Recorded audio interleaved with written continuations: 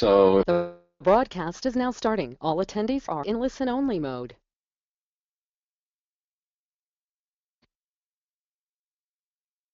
Welcome, everyone. Today's flash webinar is called Wisdom from Within, Creating a Homemade Staff Symposium. I'm your host, Mike Sladden from Camp Pathfinder. This flash webinar series is brought to you by Expert Online Training and by GoCampPro. I'll tell you a bit about Expert Online Training and GoCampPro, but first, a bit about myself. I'm the owner and director of Camp Pathfinder. It's a wilderness canoe boys trip camp established in 1914 in Ontario. And I'm an alumnus of my own camp. I'm a third-generation camper, staff man, trip guide, section head, also volunteer and parent of two boys who are now staff men at the camp. 16 years ago, I partnered up with my fellow alumnus, Glenn Arthurs, and we bought Pathfinder, and I'm running it full-time as the director. For many years before that, I was a museum education curator at George Eastman Museum in Rochester, New York, and I worked in history of photography and collections and in exhibit interpretation and arts cultural education. Eastman is one of the United States' largest collections of photography and film. Expert Online Training was founded in 2007 by Dr. Chris Thurber and his friend Evan Helty, and it's a website service hosting a library of video training modules for youth leaders. Since 2007, more than 4,000 camps and youth programs have subscribed to EOT to complement their wonderful on-site training. So no director has enough time to cover every topic during on-site training, as we all know, so EOT is there to fill in the gaps. I'm proud to say that I'm on the Expert Online Training faculty, and I've hosted several fun videos on the topic of running effective canoeing programs at camp. EOT overall has more than 100 videos on a wide range of topics. If you want to learn more, call this toll-free number, or you can visit expertonlinetraining.com. GoCampPro is the premier resource for directors year-round professional development. Owners and directors of youth programs turn to GoCampPro when they want timely answers to pressing questions about management, staffing, program, maybe finances, marketing, leadership. You can visit GoCampPro to learn more. It's worth mentioning, by the way, that anyone who's an EOT subscriber gets $100 off their first year of subscription to GoCampPro and vice versa. So your dual subscription is that much more affordable. For those of you new to Flash webinars, it's a great format. We have a single host, today that's me, with expertise in the topic area. I give you information for about 20 minutes, and we'll have a few minutes at the end for Q&A, where you type questions into your control panel's chat box. And please, please, please feel free to follow up with questions via email to me after the webinar. I really encourage you to get in touch with me at the email address on the screen, mike@camppathfinder.com. And of course, you can email me anytime you happen to view this content. Okay, well, let's get started with today's topic. My webinar is Wisdom Within. And the big question here at the outset, what did we do at Camp Pathfinder? Well, Pathfinder is a traditional boys tripping camp. It's located in Algonquin Park. Been there since 1914. Last year, I tried something new for our staff training. I organized an in-house symposium at camp, especially for my senior counselors. These are the canoe trip guides. We call them headmen. I organized this event and called it a chautauqua. This is an assembly of adults, teachers, and citizens to form a temporary, unique learning community. Chautauquas were a big thing from 1874, when the first one occurred in Western New York, right through the 20th century in America. And it's named for their sort of Mecca location in Chautauqua, New York. Teddy Roosevelt, in fact, called the Chautauqua movement the most American thing in America. So it has great roots, and it sort of sends a certain vibe about an assembly of people in a relaxed atmosphere, learning and sharing with each other. At Pathfinder in June, for 3 days, I hosted presenters on a broad range of topics around the topics of traditional canoe camp practices and youth leadership in wilderness settings. And among many, many goals I had for this whole caper, I wanted specifically for the senior guide staff to enjoy engagement and enrichment that was just for them. And of course, I wanted to sow seeds of some future visions I have, both for the staff and for the wider camp culture as a whole. From the outset, my quest with doing this chautauqua was to get some of the best and brightest to my island camp location. So rather than send or take my people to conferences, I brought the conference to the island.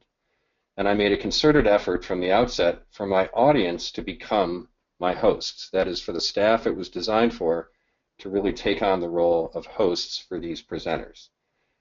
These are the guys. After all, they're the young professionals, these young guides, whose knowledge, experience, and judgment make our wilderness trips safe and make them sensational. And they are the ones who really cultivate the next generation, the next iteration, if you will, of staff leadership and of karma with our kids. So our participants, 18 presenters accepted my invitation to participate, and all of these are noted experts in their fields. By design, some of these experts have been Pathfinder people themselves. They're active alumni with Pathfinder who are notable in their careers. And of course, in June, when the event happened, I had gathered 30 of my senior guide staff on the island, and we prepared to welcome our guests. I also invited a dozen young alumni of Pathfinder to attend, and these are former guides and section heads, folks with strong continuing ties to the camp, and they're still leaders now in their professional lives. They were, in fact, instrumental in Pathfinder's spurt of development in professionalism during the last decade. Well, what was my format for this symposium? I called a chautauqua and named, in fact, Spruce Root. That was the name we gave to our inaugural year symposium. Here we are, all in one of the camp's old rustic rec lodge buildings, kicking off our chautauqua with just under 50 people participating. Well, the format we chose was 4 pieces. 1, TED-style talks, so the old TEDx talk style, and limiting presenters to 20 minutes on a subject unique to the event. We asked all the presenters to prepare TED Talks that were uniquely crafted for this event.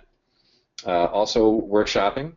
The presenters, either on their own or in pairs, would break up several times during the 3-day conference with participants, and in small groups of 8 to 12 people, do a number of workshop, hands-on types of things anywhere around the island or the neighborhood on Source Lake and in the vicinity of Algonquin Park. We did panel discussion, and there were several panels where multiple presenters got together in a panel, and there was some batting back and forth of ideas and questions with the audience. And we did keynote talks. And the keynotes were specifically 1-hour talks, and they could be given by a couple of invited presenters during the day, and certainly we did them in the evening after supper. So the TED Talk, this is a great format because 20 minutes you can get some ideas across. It forces the presenter to create something snappy and engaging, and it's enough time but not too much so that if you have a series of these, your staff can handle it. They can handle the intellectual fatigue of a day's worth of this kind of stuff. Workshopping, I think, was the second most popular aspect of our event, and that was a couple-hour session in very small groups. And of course, with our subject matter, it was everything from wilderness guiding and orienteering, navigation, trip and risk management, traditional practices, reaching back to discover and learn more about native techniques in wilderness travel. There were actual outings into the front country of wilderness of Algonquin Park to practice ideas in real time. And there was wooden canoe technique and repair and design in workshops, wilderness medicine, and youth leadership and development stuff happening with practical workshops. The keynotes were great. Having just a few keynoters was just the right amount for us, and giving them a chance to really develop their topics in an hour talk and giving them some very basic audiovisual was a benefit. Okay, a couple things I want to mention about what I think helped us to have a good event. Here's one set of ideas that's important to me. We gave the event naming and identity right from the beginning. In the winter, when we first announced it and started inviting people to participate, we called the event Chautauqua, as I described, and we gave it a name for this year, Spruce Root. I actually think that for Pathfinder, Spruce Root is going to endure as the name of this event, and we will have it either every other year, or we may have it every year, but only in a small way in the alternate years. It's more of a biennial for us at this point, having enjoyed the first year. We gave it this graphic identity. There's a logo for Spruce Root, there's the name itself, and there's the Chautauqua concept.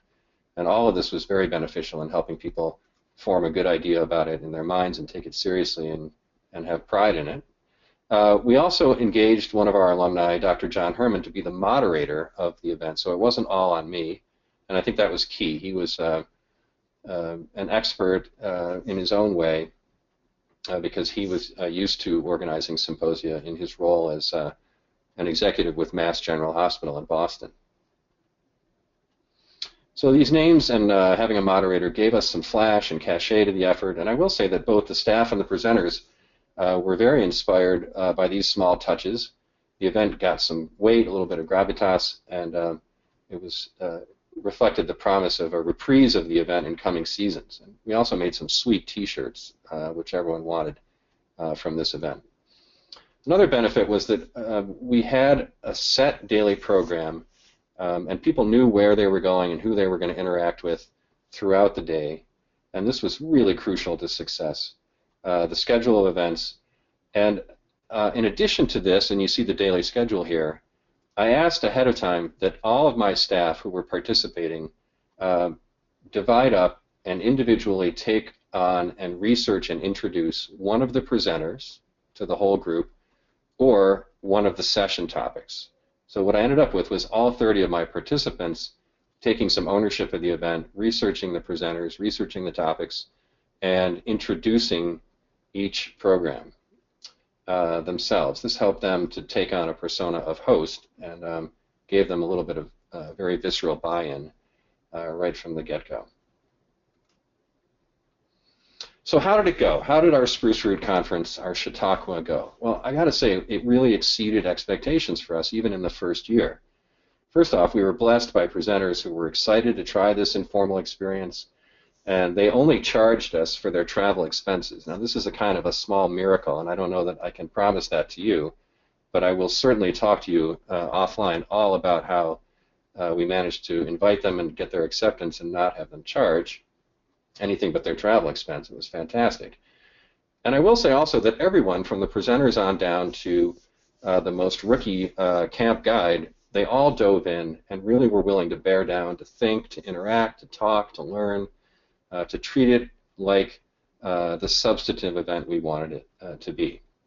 And as I mentioned, these headmen, these guides, they really did succeed in making the event their own by playing host and introducers. And they had a little bit of help from me and from the moderator, Dr. Herman, but it was definitely their own conference about an hour into the event, and that was great. The presenters who came, they enjoyed camp life. Here's a picture of Dr. Aaron Orkin, a wilderness medical expert, and his family. They had to bring their 2 tiny little girls to the event with them, which was wonderful, and they loved camp life and ended up bathing the kids in Tupperware tub on the dock. We also enjoyed fantastic food. We had the camp chef just outdo herself, and we had some downtime as well. And in the evening, it was okay for people to have a beer around the fire or with their dinner. And I will say that this actually mattered. It sort of helped the whole vibe. And every camp needs to make its own choices about something like that. But for us, having a friendly beer with our presenters and guides in the evening made it a lot of fun and enhanced the event a great deal. Everyone enjoyed camp life and lake bathing and campfires and camp humor. There were some spouses and, as you saw, some tiny kids who came along. And all through it, a little bit of esprit de corps bubbled up and made the event that much more fun. Well, listen, you guys can do this, and that's the whole point of this webinar. Pathfinder has had a good experience with it, and I want to pass it on because I think that on any level you choose to try it, you can do it and you can get great result from having a sort of homegrown symposium. We found it transformative, and we will be repeating it, as I said. So let's take a look at what we think we did well and what needs tweaking for next time.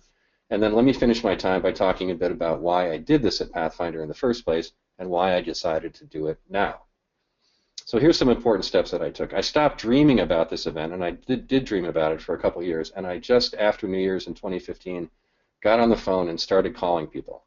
You know, I was calling the greats, quote unquote, in our field, and it was daunting, but it was a fun experience, and I went for broke. I just called everybody I wanted to invite, and it was a really pleasant surprise that everyone accepted and asked for so little in return. I actually got more people than I wanted. I got 18 acceptances, and that's a lot for a 3-day conference. I would have been thrilled with 8. More on that later because that was a bit of feedback for next time. Getting a moderator involved was really important. Dr. Herman is a senior alumnus of the camp. He's savvy with symposia. He was 100% bought into the vision of doing this event, and it certainly didn't hurt that 2 of his kids had been through my staff program over the years, so he was a believer. The staff taking ownership of hosting the event really was an important facet, and we took a lot of time and effort to make sure they felt personally invited, personally welcome, that the event was for them, but that then we could turn it upside down and make them the hosts in ways big and small. In fact, the staff divided up among themselves all the housekeeping details of running the camp during the symposium. So they were busy doing all kinds of things, from boat driving to garbage to dining hall to island maintenance, and they divided that up. So it wasn't just hosting and introducing people, it was really playing host to everyone who came. The presenters did take me up on my request that they create unique talks, and that was a huge bonus, and I think you should definitely consider asking your presenters to custom design their content to your event.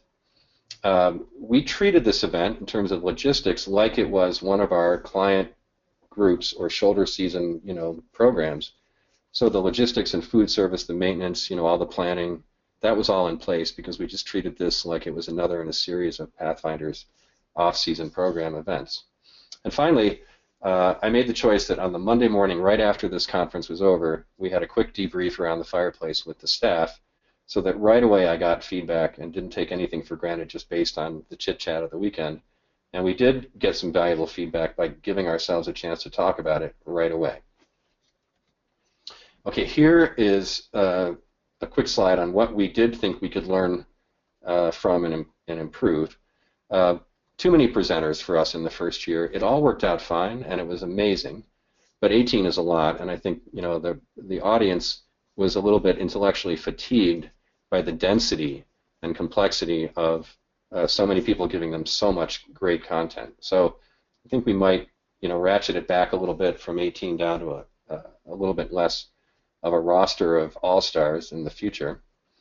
The workshop scheduling, we did our best, as you saw on the slide, to have a schedule and to stick to it. We did some good announcements and some good checking in with everybody, make sure they understood what was happening and where to go. In spite of our best efforts, I can only say that you got to put every ounce of effort you can into making sure that organization and everyone's awareness about what's happening is 100% all the time. And there were areas for us to improve on that, even though I think we did a pretty competent job. And then finally, I think the daily updates that we do at Pathfinder as a routine, and I'm sure you do at your camp, these need to be carefully thought about before you start making announcements. We had to make changes on the fly a couple times each day of the conference because of things like how many people go to a workshop and where are we going to have the keynote address later in the day and so forth, things like that. And doing mealtime announcements is good, but we had to be very careful not to confuse people and to not miss anybody when we were trying to deliver update information. Well, listen, at this stage in the talk, we have a few minutes coming up after this last slide for you guys to type questions or chat topics into the chat box in your control panel while I talk about this final slide and final idea of why we did this at Pathfinder and why we did it now at this stage in our process. So please do get in touch using your Q&A device on the control panel. Okay, final slide. So why a conference like this, a chautauqua, and why now? So I had different ideas to share with you about this. One is that literally because we're a homegrown staff, that is, the campers become the staff, and because we're embarking on a second century, I wanted to make sure that we got off to a start in 2015 that focused a little bit on a cerebral experience for the staff in service to the overall goals of the camp. And I encourage you to think about this in terms of your camp. So we wanted to have a moment that resonated, to have a thoughtful moment complementing what, and usually in June at our camp is skills-heavy certification courses, right? It's first responder and first aid and aquatics and life-saving recertification. And for us, it's, whitewater canoeing recertification and risk management and trip practices and all this sort of hard skills stuff dominates our June. But to have something a little bit more thoughtful and circumspect gives my headmen a chance to click with some of the content or tone that we want to have become part of the camp vibe as well as the hard skills. We wanted the content we delivered in this symposium to also work its way into the headmen's consciousness and be part of their mindset on the trail that very year and have it become part of their daily practice with the campers and their junior staff colleagues.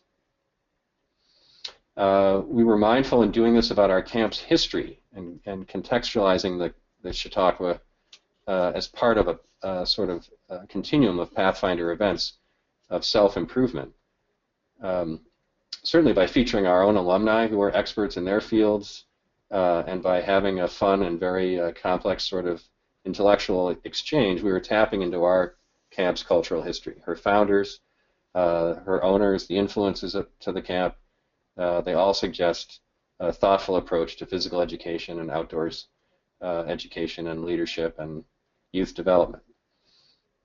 I thought a lot also about doing as much as I could in service to our headmen's, our senior guide staff's future. This was a chance at role modeling. I wanted them to see that there were men and women out there in professions that were exciting and engaging and vibrant, that related to their early outdoor experiences as young people, and that my staff can certainly imagine and see themselves in lives and careers that relate to their love of not only the outdoors but to wilderness and wild lands. And it's also part of my desire to invest in our headmen and have their parents appreciate the investment as well. I want everyone to be eager to stick with camp into their senior staff years. And part of this is offering them ever more legitimate pay, great resume building, gold standard recommendations for their future. It's tough to be in your mid-20s in this day and age, and if this helps some of our university and post-grad kids kickstart their future while also sticking with us, that's great, because their experience and wisdom trickles down in spectacular ways when you hang on to these people in their mid, even late 20s. And then I wanted generational connections. I wanted great social and business networking connections between my current senior staff and my young alumni. The more, the better of that.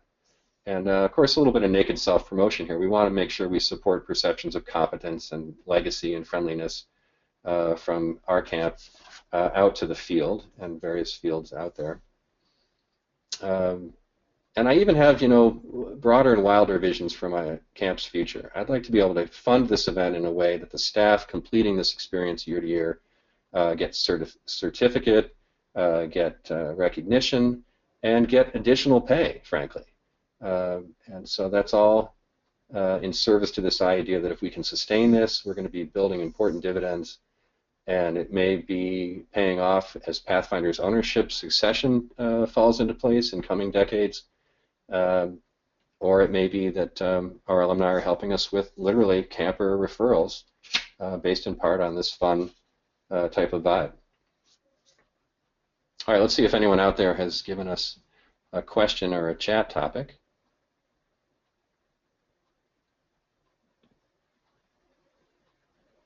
One question that Leah's got is this just senior staff? These were the senior counselors who are trip guides at my camp, so it was the 30 most senior people.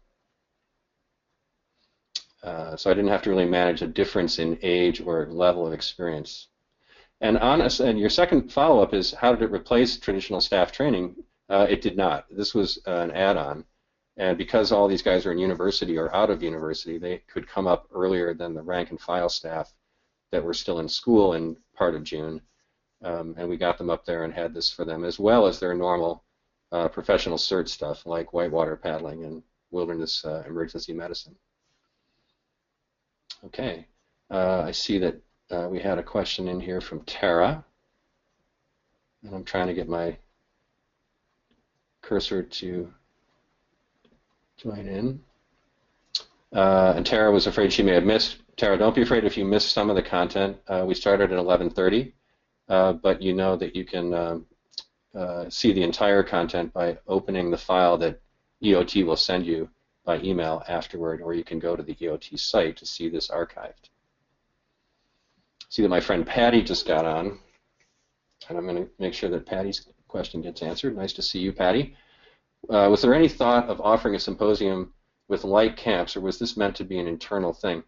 For this year, it was meant to be internal. We wanted it to be specifically for our guys and gals and to be internal to us. But I did hedge a little bit because I invited two of my colleagues who direct wilderness trip camps in Canada to come and join in. They actually provided some presenter content. And I think in the future we would be open to inviting others. But it's a question that you're going to have to answer for yourselves, because I found it incredibly valuable that it was an internal sort of camp family thing. And people loved it, that they were doing it together. But it could also be sensational when you share it out with others in the camping community. So just a decision that I think you'd have to make about how open you want to make your event.